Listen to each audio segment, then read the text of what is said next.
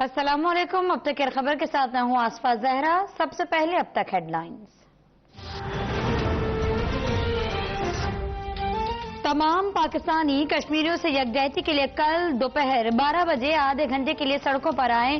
وزیر اعظم عمران خان کی اپیل، کہا مقبوضہ وادی میں فسطائیت پر مبنی بھارتی مظالم ہو رہے ہیں، 24 گھنٹے کا غیر انسانی کرفیو نافذ ہے، خواتین اور بچوں سمیت کشمیریوں کو روز شہید اور زخمی کیا جا رہا ہے، یہ سب مودی حکومت کی لسانی نسل کشی ایجنڈے کا حصہ ہے، مقبوضہ کشمیر کا جغرافیہ بدلنا جنیوا کنونشن کے تحت جنگی جرم ہے، کشمیری عوام کو مضبوط پیغام جانا چاہیے کہ پاکستانی آپ کے ساتھ ڈٹ کر کھڑے ہیں۔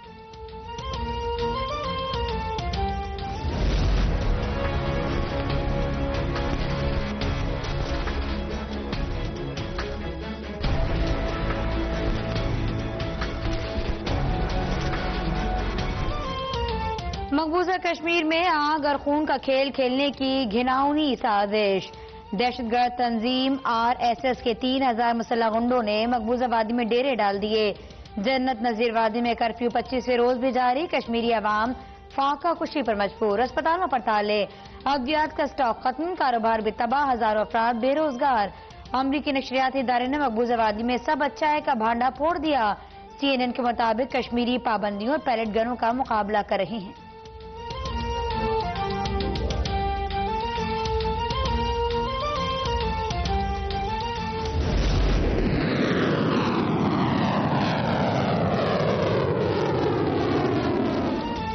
ملک کی دفاع ناقابل تسخیر بنانے کی جانب اہم قدم، پاکستان کا بیلسٹک میزائل غزنوی کا کامیاب تجربہ، ISPR کے مطابق زمین سے زمین تک مار کرنے والا میزائل کا تجربہ گزشتہ شب کیا گیا، میزائل 290 کلومیٹر تک وار ہیڈز لے جانے کی صلاحیت رکھتا ہے، صدر، وزیر اعظم، چیئرمین جوائنٹ چیفز آف تینوں سروسز چیفز کی کامیاب تجربے پر سائنسدانوں اور قوم کو مبارکباد پیش۔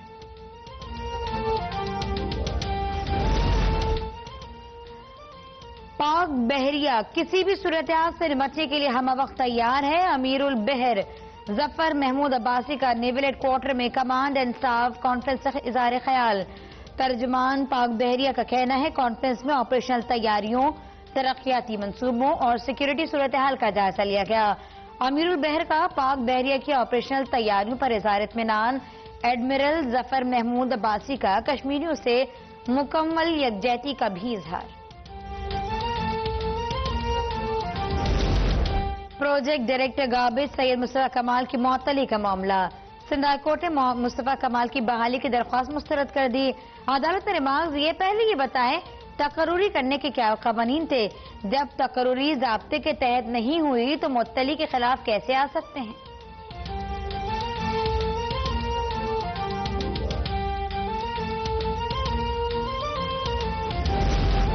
مقبوضہ کشمیر پر اپنے اقدامات کے بعد بھارت عالمی سطح پر پھنس کے رہ گیا، بھارتی منافقت عروج پر، کبھی مسئلہ کشمیر کو اندرونی تو کبھی دو طرفہ مسئلہ قرار دیتا ہے، بھارت جو مرضی کہتا رہے اس سے حقیقت نہیں بدل سکتی، ترجمان دفتر خارجہ ڈاکٹر محمد فیصل کی ہفتہ بریفنگ، کہا کشمیر بھارت کا اندرونی معاملہ نہیں بلکہ بین الاقوامی ایشو ہے، یہ مسئلہ سلامتی کونسل کی قراردادوں کے تحت حل ہونا چاہیے، پاکستان اس مسئلے پر کبھی دو طرفہ بات چیت سے پیچھے نہیں ہٹا۔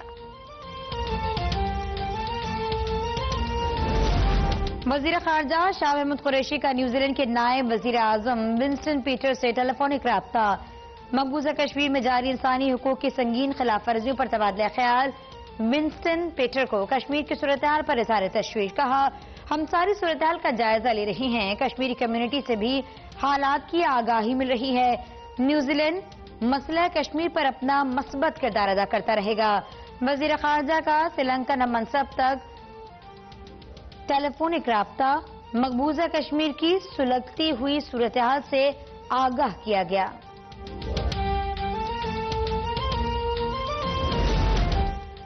ٹرمپ پاکستان اور بھارت دونوں کو دھوکہ دے رہا ہے، جنگ کے خواہش مند نہیں لیکن جنگ ہوئی تو بھارت کو نیست و نابود کر دیں گے، وزیر ریلوے شیخ رشید کی میڈیا سے گفتگو، کہا مقبوضہ کشمیر میں سب ماسٹر پلان کے تحت ہونے کی باتیں جھوٹا پروپیگنڈا ہے، مسئلہ کشمیر عمران خان اور جنرل باجوہ کی قیادت میں ہی حل ہوگا، فضائی حدود بند کرنا میرے بس میں نہیں. کسی میں ہمت ہے تو تھر اور سمجھوتا ایکسپریس چلا کر دکھائے. وزیر اعظم کی کال پر کل لال حویلی بند کرنے کا اعلان.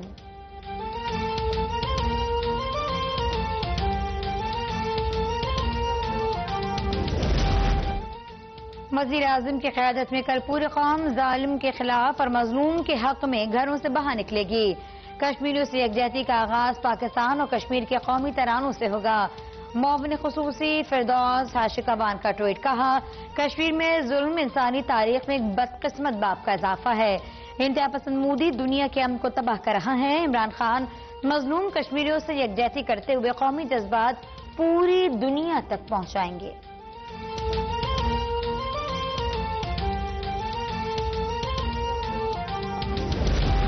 کشمیریوں سے یکجہتی کا دن. حکومت کا کل ہونے والا پارلیمنٹ کا مشترکہ اجلاس مؤخر ہو گیا. نئی تاریخ کا اعلان آج ہوگا. صدر مملکت ڈاکٹر عارف الوی کو مشترکہ اجلاس سے خطاب کر کے نئے پارلیمانی سال کا آغاز کرنا تھا.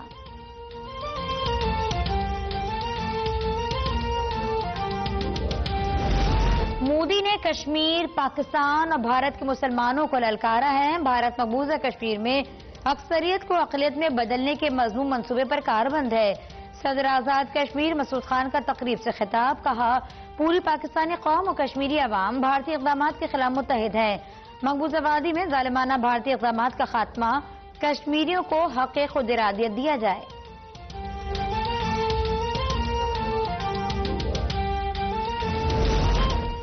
سینیٹ خصوصی کمیٹی کا مقبوضہ کشمیر کی صورتحال پر اجلاس. کنوینر بیرسٹر محمد علی سیف نے کہا کشمیر کے مسئلے پر قراردادوں سے آگے بڑھ کر کردار ادا کرنے کی ضرورت ہے. سینیٹر سراج الحق نے کہا آزاد کشمیر کی حکومت کو کردار ادا کرنا ہوگا. آزاد کشمیر کی قانون ساز اسمبلی کو مقبوضہ کشمیر کی اسمبلی بھی ڈکلیئر کیا جائے. مودی نے 23 ممالک کے سربراہان سے ملاقاتیں کی جبکہ ہم نے 23 ٹویٹس کیے. مشال ملک نے کہا پاکستانیوں پر کشمیریوں کی مدد کرنا فرض ہے. ہمیں بہت پہلے عالمی عدالت جانا چاہیے تھا.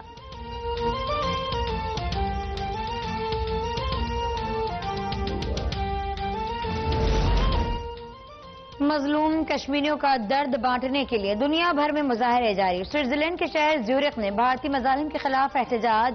پاکستانی، کشمیری اور سکھ کمیونٹی کی شرکت. سکھ مظاہرین نے خالصتان کی حمایت میں بھی نعرے لگائے.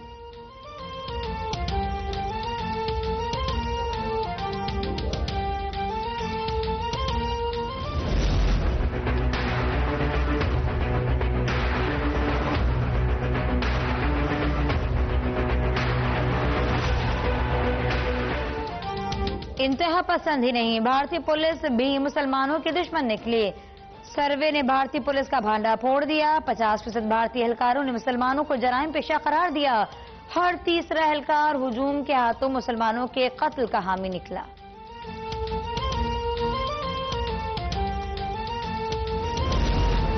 وزیر اعظم عمران خان کی کال پر گلوکار شہزاد رائے کا کشمیر سے ظاہر یکجہتی کا اعلان. شہزاد رائے کل 2500 طالبات کے ساتھ کشمیریوں سے یکجہتی کا اظہار کریں گے. کہتے ہیں جلد لائن آف کنٹرول کا دورہ کروں گا. 6 ستمبر کو شہداء کے اہل خانہ سے بھی ملاقات ہوگی.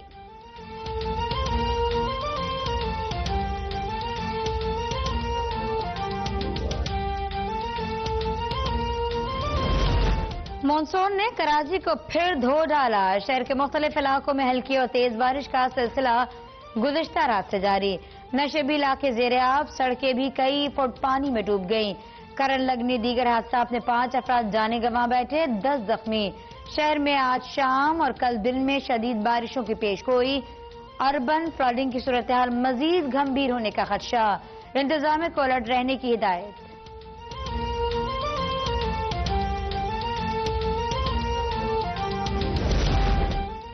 بارش نے کراچی میں بجلی کا بوسیدہ نظام پھر بے نقاب کر دیا. کئی علاقوں میں پی ایم ٹیز دھماکے سے پھٹ گئے. مختلف علاقے کئی گھنٹے سے بجلی سے محروم. شہریوں کو سخت مشکلات. پپری پمپنگ سٹیشن پر بجلی کا بریک ڈاؤن. شہر میں پانی کا بحران مزید سنگین ہونے کا خدشہ.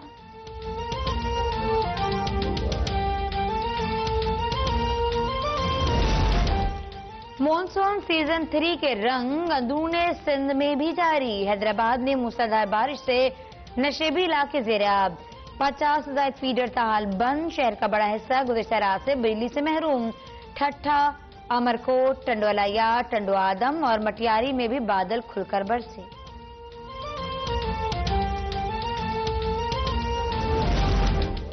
कराची में सफाई के बाद नाले फिर कचरे से भर गए। क्या हम नाले ही साफ करते रहेंगे? दुनिया हम पर हंस रही है। मेयर कराची वसीम अख्तर ने शहरियों से नालों में कचरा ना फेंकने की अपील की। कहा नालों पर तजावुजात ने घर तक बना दिए गए। नालों के अतराफ के घरों में गटर का पानी जाता है। शहर में कचरे और सीवरेज का निजाम दुरुस्त करने की जरूरत है।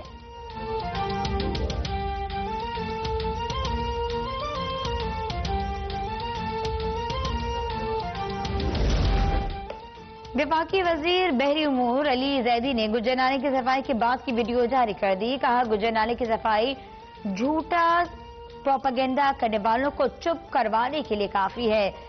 FWO का शुक्रगुजार हूं जिन्होंने इतने कम वक्त और लागत में काम सर अंजाम दिया।